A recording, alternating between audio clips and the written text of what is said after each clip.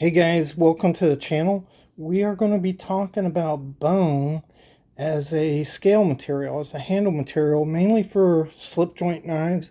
But anything we talk about here, you could easily apply to fixed blades or modern folders as well that had bone in them. And we're going to be talking about the history of bone, types of bone, how it was used, when it was used, when it wasn't used, how to take care of this bone, and basically everything about bone. So, privet, guten tag, bonjour, ciao, and hola to my foreign friends. And I think you guys are going to find this a fascinating look at bone here today. But also, I think just to look at these knives is going to be a lot of fun. So I hope you stay to the end. And if you'd like to see more content like this, go ahead and subscribe. Why wait? Why wait? Why wait? Subscribe and like it if you like the video. I try to answer as many comments as I can on my channel. So be free to make comments. There's no stupid questions. And I even communicate with those idiots, the guys who just, they can't help themselves. But I'll answer their questions the best that I can. And remember, as you look at this channel, I put almost everything on a playlist. And it takes a little bit of time to do this, but it makes it really easy for you guys to look up your favorite patterns or information that you're particularly interested in, and it's all there on a playlist so that you can see it and enjoy it. So let's get right into this. What is it? I think this is the most collectible scale material in knives. Guys just love bone. And that's kind of strange to me. I like bone, but I think it's beautiful. But I just, it doesn't captivate me as much as it seems to captivate other people. And I think there's a reason for that. And I think when a male looks at bone, I think it triggers deep in the medulla oblongata primal instincts. And when a male looks at this bone, it's very easy for him to access those primitive feelings, that warrior spirit that's in every male, where it harkens you back to a time when you didn't have an army, you didn't have police, and if you didn't want your family to be eaten, you had to protect them. If you didn't want your family killed or enslaved, it was up to you. You were the warrior. And I think that's what bone does to us. And also, especially with Stag, I think it brings out our predatory spirit. So human beings are an apex predator. There's really no other predator like a human being. And I think when guys see this on a hunting knife, it puts them back into that time where it was you, your knife, and maybe a spear against a saber-toothed tiger or a mastodon or a bear. And either you were walking away or the animal was, and you needed that food for your family, so it was going to be the animal. And I think that's really why guys identify so much with bone. So what we're going to do is I'll start out with the history. So this is a razor. It's a clasp design, meaning it has kind of a banana shape to it. And these are called clasp knives. And it's a very old design. 10,000 years ago, they were taking two slabs of bone like this, sticking a blade down in it, tying some sinew around it, and they could carry it safely and then skin or use it for whatever purpose they wanted to. And so bone has been used probably since human beings were using sharp edges that were not a stone. And so around the 1700s, you have mass production kicking in, the industrial age in England, and they start mass producing knives like this. And bone was one of the premium choices to put on knives because it is rugged, it is durable, and it does hold up well over time if you take care of it. Just like any other handle material. Most of the bone in the 1700s would have looked like this, just plain bone. This is slightly yellowed with age, but it's smooth bone, and that's kind of the way what was put on knives. Now, in the 1700s and earlier, they could dye bone, but it was expensive. So the gentry, royals, nobility might have fancier bone on their knives, but the average Joe working in the field, he would have had just straight bone or wood handles. In the late 1700s, what happens is they start jigging it to look like Stag, right? So this is Stag, and they start jigging the bone to look like Stag. And the reason is it's cheaper to process than Stag if you jig bone that way. Here's a modern version of it right here, and this is done really well. You have bone and it's jigged to look like Stag, which it imitates pretty good. They've even made it wider in some points, just like Stag is uneven on a knife. And so that was a whole deal with that. They were trying to produce knives a little cheaper, make them more affordable. However, bone just kind of took off. People loved this jigging, and by 1740, jig bone was one of the most used items on handle materials on a knife. Way more than any other materials except wood. By the 1760s, that's when it becomes economical to dye bone. And so the first dyes they used were green. That's not the first and only dye they'd used, but green was extremely popular in the mid 1800s. And so in the 1800s, that is what they're using. They're doing a lot of dyed green bone. And that would last up until the 20th century, really, and beyond. But primarily at the 20th century, they started going to brown. And so that's when we get all these browns. If you look at this collection, most of them are from that early 20th century, and most of them are brown. So they were still jigging. Some jig bone was green, some red. Some companies even made gold hued bone. And around the I don't know, the late 1920s. Around the late 1920s, other uses have been found for bone. They were using it in a fertilizer. Eastman Kodak used a lot of bone, so much that Case went into agreement with the Eastman Kodak so that Case could be assured that it was able to get a supply of bone. So Eastman Kodak was using a lot of bone. All of this drove the price of bone up. And so with the price rising, also economic and demographic conditions conspired to cause a collapse in the cutlery industry.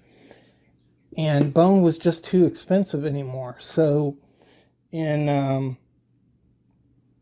in 1930s, they start just using plastics, and by 1940, almost every manufacturer had quit using bone because of the expense associated with it.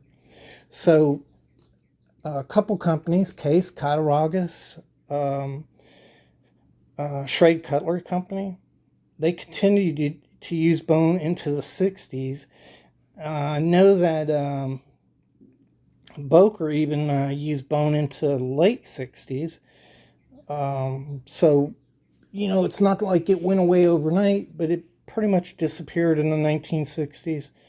And then around 2000 is when Case starts using bone again in a big way. And that prompts other manufacturers to start using bone again.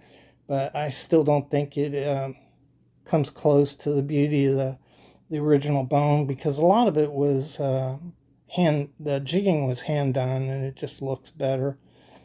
This stuff is machine. You could see it's C machined bone. It still looks pretty good though. But so ooh, let's look at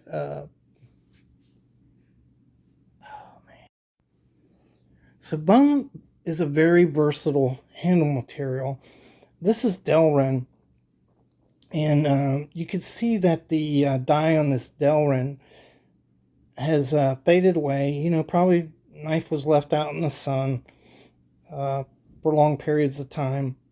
Maybe chemicals got on this knife. I don't know, but this is what happens to plastic when the dye fades out, and it's absolutely hideous looking. But when you look at bone, as the bone ages, it yellows. Oils from your hands mix with the bone to create different colors, sometimes darker, sometimes lighter. The sun fades the dye in the bone, in the bone itself, and what you get is just a fantastic array of different colors. This is almost like a gold color on this knife, and it's a Robertson, and Robertson didn't use gold. It's just how this thing has aged, and it's unique. It's a unique looking coloration on bone. And when you look at this bone right here, you can see you have darker areas, lighter areas, and it's just gorgeous, just gorgeous. And that's why, guys like bone, because as this stuff ages, you get all kinds of different colorations. Look at this deep caramel. This is a K-bar pattern, popular in the early 20th century. And it's just, it's all not how they dyed it. These things don't look how they were brand new, but it's just all kinds of different. I like the caramel color kind of on this, a light caramel color. It's pretty cool. It's just a cheap knife. Here's this Remington, really nice colorations on it. And so that's what bone offers, just all these different colors and variations. And some guys are just bone collectors, right? So they're just collecting knives that have bone handles in all kinds of different colors that they present. This is a red bone that looks more strawberry.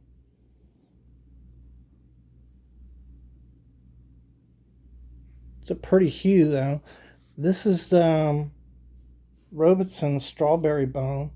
This stuff is really beautiful if you can get a good sample of it. Just had a really genuine strawberry color to it. Perfect color dyed. And jigging. So when they took a knife, it's called jigging because they used to put a knife in a jig. A human being would sculpt out these gouges into the bone, and that was jigged bone. It was put into a jig for them to do that. This stuff has never been patented, so any company is free to use anybody else's jigging pattern. And pretty much companies did that. But another thing, it's probably 50-50, but some companies, just had a characteristic bone pattern. You see in this shade here, it has a peach seed pattern, which looks like the inside of a peach seed, is why it's called peach seed. Sometimes the patterns were really tight. Sometimes they're really spaced out. Sometimes very irregular and sometimes regular patterns. This pattern right here, just regular rows of divots, is corncob. And Case used corncob patterns a lot, especially early on, and then later used other patterns also. This pattern right here usually is worm groove. Worm groove usually has really deep and aggressive patterns, but mainly these patterns right here where you see the long grooves cut out in it, and that's why it looks like a worm crawled through there, which is why it's called worm groove. This pattern here was made popular by Queen, and it was made by Winterbottom bone manufacturer. It's characterized by long, deep grooves in the bone. Case makes this pattern today and calls it second cut bone, but it's really just a Winterbottom pattern. Winterbottom, like other manufacturers of bone scales, did a lot of different patterns, not just this pattern, but this is what they're known for. Rogers bone is a very aggressive, high bone. This, of course, is not Rogers, but it would have been like this, very deep, very aggressive, high peaks with rounded over. And it was so aggressive that it looked like Stag. And so that's what people call Rogers bone. However, Rogers, like other manufacturers, produced a lot of different patterns of bone, and none of that was recognized as Rogers bone. So Rogers bone could be on a variety of different knives, and people wouldn't recognize it as such just because they did a lot of different patterns. So when you go up from bone, there are other bone handle materials. You get into Stag. Stag, as you can see over here, this is Stag. It's genuine elk Stag. At the base where it connected to the skull of the deer species, this is called the crown, and often it's very rough and irregular.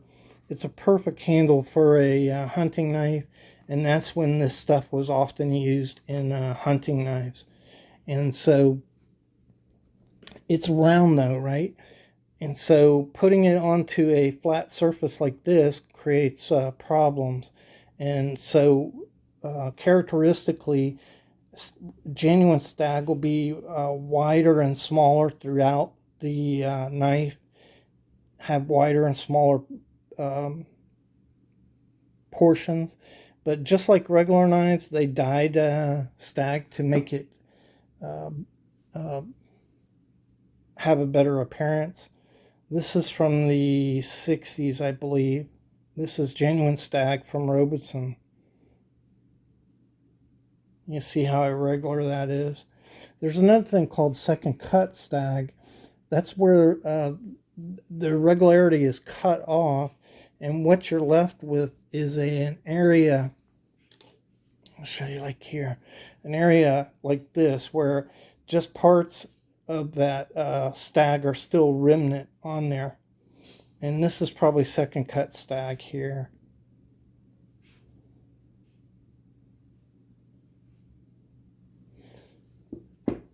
So they use this stag a lot on hunting knives, sometimes on combat knives like Bowie's. It was pretty popular to put stag on it. This is really, really old stag here. So stag is 10 times stronger than bone, and it's a really good handle material for hunting knives especially, but also on regular folders. When you go up from stag, you get into horn. This is a ram's horn. Ram's horn comes in different colors. It has greater color variation than regular horn, cow horn, but it's a really unusual and cool handle material. If you can find it, it's very hard to find. This is regular horn here. Usually, almost always cow horn. You can see the long lines of this. They travel long ways through it. This was green dyed, and this is just has come out. The dye has come off of this, and that presents a lot of different colors. This is more on a gentleman's knife here. This is a sleeve board, but you can see how that's just a beautiful coloration there. And a lot of horn was dyed. Browns, blacks, greens. This one's from the 1800s here. Just a really nice example of horn.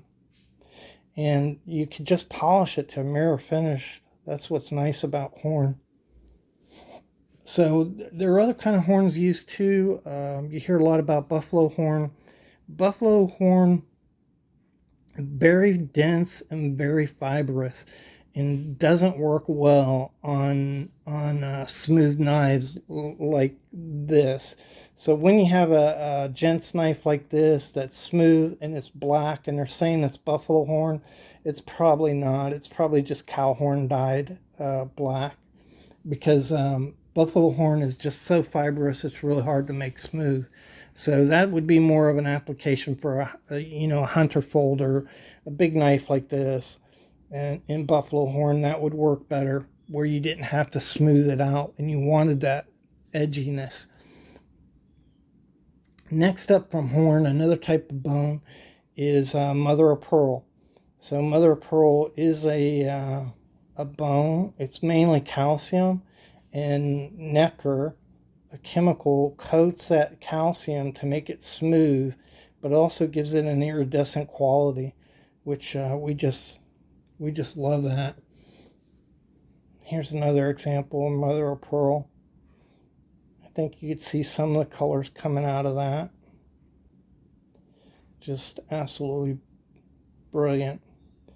So mother of pearl is a lot softer than cow bone. It wears pretty quick, and it's really hard to find good examples from the 1800s, and even the turn of the 20th century. It's hard to find good examples because it just wears quicker.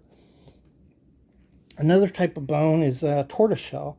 So this is from the 1800s, the late 1800s. It's genuine tortoiseshell, and just gorgeous. They put gold foil in there to make it more reflective, but it's genuine tortoiseshell.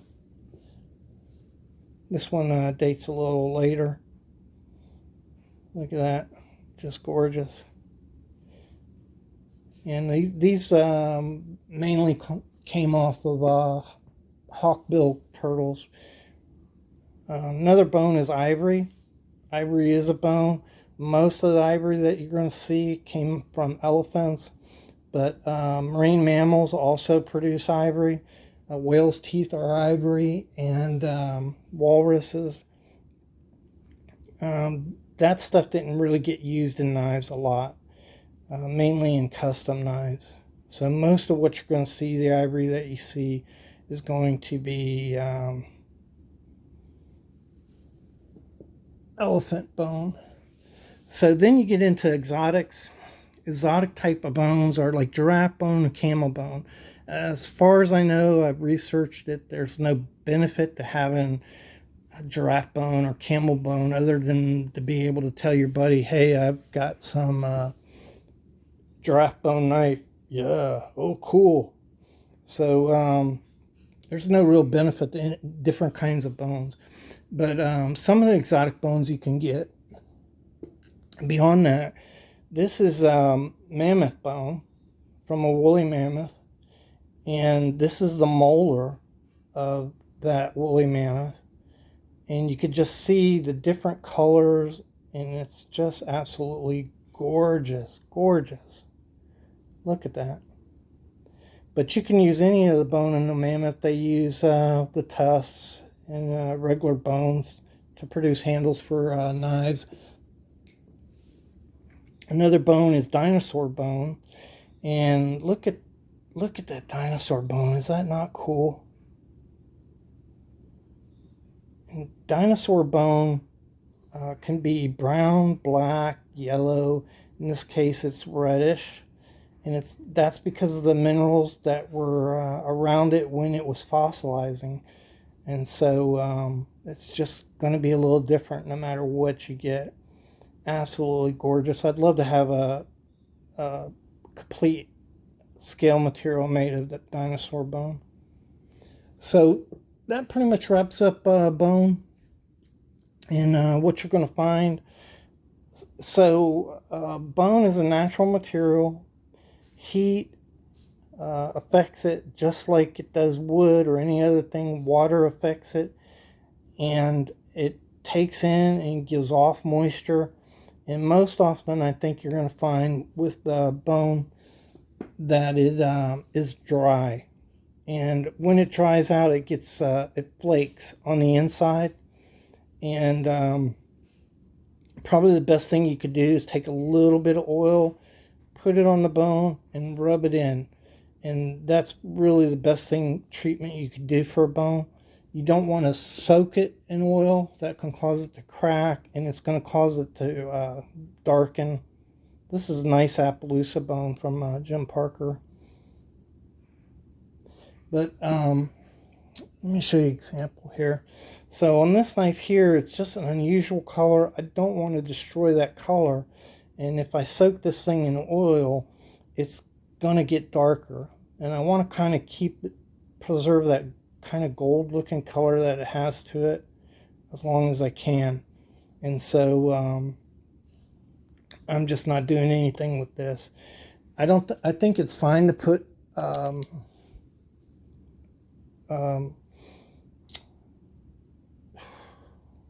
polishes on it. I don't see any harm in that.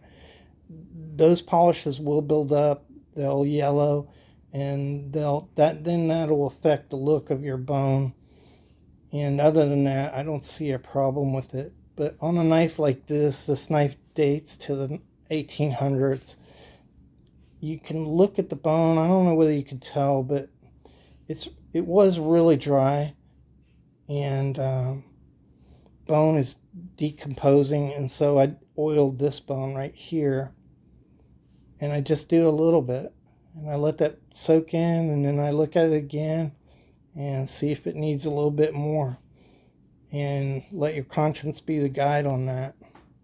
When you get it looking like it doesn't look all dry and flaky, then you're where you need to be. So that's about it with bone. I really appreciate you guys for watching the video, supporting the channel. Again, if you'd like to see more content like this, go ahead and subscribe. And I'd love to have you to the channel. Remember, you'll know the truth. The truth will set you free. And really appreciate you guys for watching.